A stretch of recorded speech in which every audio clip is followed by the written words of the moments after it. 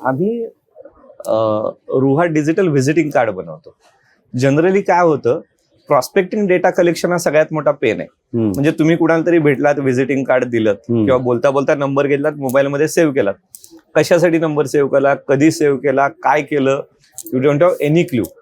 Physical card आलं, खिशात ठेवलं, त्याचा फोटो काढून नाही ठेवला, इन्सर्ट नाही केलं, यू लूज द डेटा. आम्ही म्हणतो डिजिटल व्हिजिटिंग कार्ड हे देण्यासाठी नाही, दुसऱ्याचा डेटा घेण्यासाठी आहे. जनरली तुम्ही digital visiting card you share card, आता मार्केटमध्ये बरीच कार्ड आहे, तुम्ही लोकांना शेअर करता, पण कुणाला शेअर केलंय पत्ताच लागत नाही. अच्छा.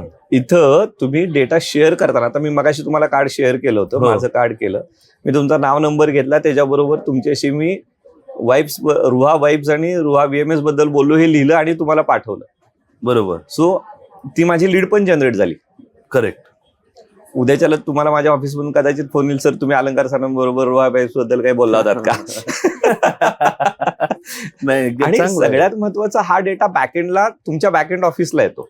ओके. त्यामुळे जिथे जिथे तुम्ही काही शेअर कराल, आता सेल्स ऑफिस, सेल्सचं बघितलं आपण, सेल्सची टीम तुमची फिरत असते मार्केटमध्ये, दिवसभरामध्ये ते जर 10 लोकांना भेटले तर तो 10 लोकांचा डेटा इमिजिएटली तुमच्याकडे येतो की ही लोक 10 जणांना आज भेटलेली आहेत. आणि ते सेल्समॅनला स्वतः ते मॅन्युअली अपलोड करायची गरज नाही, फक्त आपल्याला त्यांनी 10 वेळेला लोकांनी टॅप केलं, आपल्याला बॅकएंडला कळतं की अरे बाबा हा या 10 व्यक्तींना भेटलाय. इव्हन याच्यात आम्ही OCR पण केलंय, AI बेस्ड टेक्नॉलॉजीनं.